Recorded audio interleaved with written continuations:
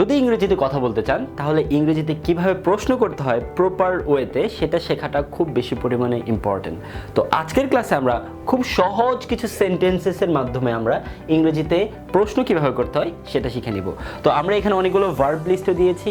যদি এই ক্লাসটা একদম শুরু থেকে শেষ পর্যন্ত করেন আশা করি আপনাদের ইংরেজিতে প্রশ্ন করার প্রক্রিয়াটা অর্থাৎ শেখার প্রক্রিয়াটা খুব সহজ হয়ে যাবে এবং আপনারা আলটিমেটলি শত শত প্রশ্ন এই ভিডিওটা দেখার পর বানাতে পারবেন। তো হ্যালো এভরিওয়ান, আসসালামু আলাইকুম। আশা করি সবাই অনেক ভালো রয়েছেন।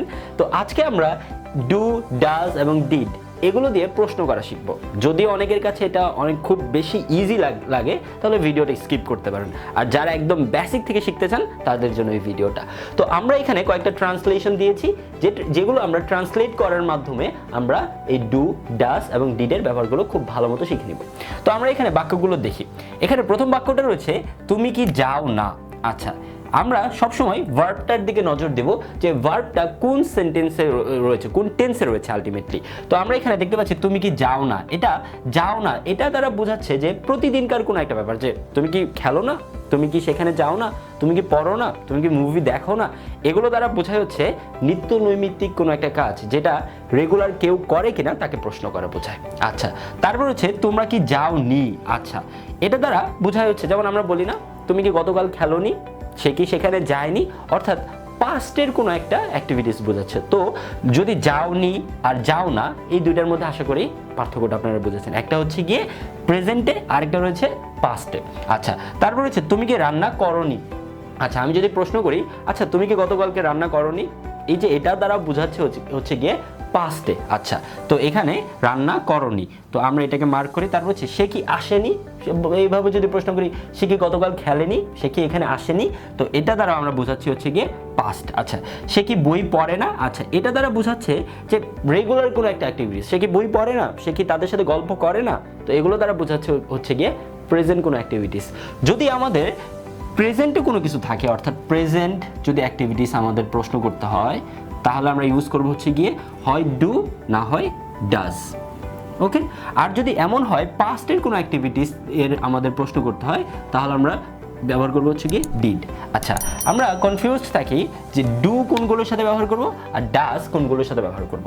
আমরা জাস্ট এখানে লিখে রাখি যে ডু এর পর আমরা যে সাবজেক্টগুলো ব্যবহার করতে পারি সেগুলো হচ্ছে do I, do you, do they, do your friends, do your friends অবশ্যই প্লুরাল বোঝাবে, do your friends, do your parents. Okay, যেগুলো হচ্ছে প্লুরাল সেই সাবজেক্টগুলোর আগে আমরা ইউজ করবো হচ্ছে গিয়ে ডু। আর আমরা এখানে শিখলাম আমরা এভাবে মনে রাখতে পারি do I, do you, do they, do your friends, do your parents. বারবার যদি আমরা এভাবে প্রোনাউন্স করি অর্থাৎ শেখার চেষ্টা করি আমাদের অটোমেটিক্যালি আমরা আমাদের স্পিচ অর্গানটাকে ট্রেন আপ করে ফেলতে পারবো। তারপর হচ্ছে ডাজ। আচ্ছা, ডাজ কোনগুলোর সাথে বসে আমরা লিখে রাখি এখানে হচ্ছে does she, does he, does যে কারোর নাম suppose Rahim, does your friend একজনের কথা। এখানে আমরা যেমন লিখেছিলাম ফ্রেন্ডস লাস্টে এস ছিল, আর এখানে লিখবো হচ্ছে গিয়ে ডাজ ইয়োর ফ্রেন্ড। তারপর হচ্ছে does your brother, does your brother. Okay, আমরা এইভাবে মনে রাখতে পারি does she, does he, does Rahim, does your friend, does your brother. তো আমরা ডাজের পর আমরা এই সাবজেক্টগুলো আমরা ইউজ করব। আচ্ছা, এখন প্রশ্ন হচ্ছে ডিড কোনগুলোর সাথে ব্যবহৃত হয়। আমরা মনে রাখবো এখানে যতগুলো সাবজেক্ট দেখলাম, এখানে যতগুলো সাবজেক্ট রয়েছে এই প্রত্যেকটার সাথে আগে আমরা ইউজ করবো হচ্ছে গিয়ে একটু হিজিবিজি হচ্ছে, আশা করি বুঝে নেবেন। এগুলোর সাথে আমরা ব্যবহার করবো হচ্ছে গিয়ে ডিড, প্রত্যেকটার সাথে আমরা ব্যবহার করবো হচ্ছে গিয়ে ডিড। তো আমরা এখানে ট্রান্সলেশন করি তুমি কি যাও না। আচ্ছা, এখানে আমরা যেহেতু প্রেজেন্টে রয়েছে তাই আমরা হয় ডু না হয় ডাজ ইউজ করব। যাও না নেগেটিভলি ব্যবহৃত হচ্ছে, যখন নেগেটিভ থাকবে তখন আমরা হয় ডোন্ট না হয় ডাজেন্ট ইউজ করব। যেহেতু ইউ রয়েছে তাহলে আমরা এখানে ইউজ করবো হচ্ছে কি ডোন্ট ইউ। আর যাও এটার ইংলিশ কি গো, ডোন্ট ইউ গো। আচ্ছা, এখন যদি আমরা প্রশ্ন করতাম তুমি কি দৌড়াও না তাহলে কি হতো ডোন্ট ইউ রান। তুমি কি হাঁটো না ডোন্ট ইউ ওয়াক। তুমি কি পড়ো না ডোন্ট ইউ রিড। তুমি কি দেখো না ডোন্ট ইউ ওয়াচ। তুমি কি রান্না করো না ডোন্ট ইউ কুক। তুমি কি পরিষ্কার করো না ডোন্ট ইউ ক্লিন। তো আমরা এই একটা স্ট্রাকচার ব্যবহার করি এখানে প্রত্যেকটা, যদি আমরা ভার্ব লিস্টটা ব্যবহার করি অনেকগুলো সেন্টেন্স নিজেরা বানাতে পারবো এবং আমরা প্র্যাকটিস করতে পারবো। আচ্ছা, তারপর হচ্ছে তোমরা কি যাওনি। আচ্ছা, তোমরা এখানে যেহেতু আমরা একটা জিনিস মনে রাখবো তুমি এবং তোমরা এই দুইটারই মানে হচ্ছে গিয়ে ইউ। এই দুইটার পরিবর্তে আমরা লিখবো হচ্ছে গিয়ে ইউ। তো তোমরা কি যাওনি, তাহলে এখানে কি লিখবো? ডোন্ট লিখবো, যাওনি, যেহেতু নি রয়েছে এটা অবশ্যই পাস্ট বোঝাচ্ছে। আচ্ছা, তাহলে এখানে কি হবে? Didn't you go, didn't you go. তারপর হচ্ছে তুমি কি রান্না করনি। আচ্ছা, তুমি কি রান্না করনি এটাও কিন্তু পাস্ট বোঝাচ্ছে, তাহলে এখানে কি হবে? ডিডেন্ট ইউ কুক, রান্না করার ইংলিশ হচ্ছে গিয়ে কুক।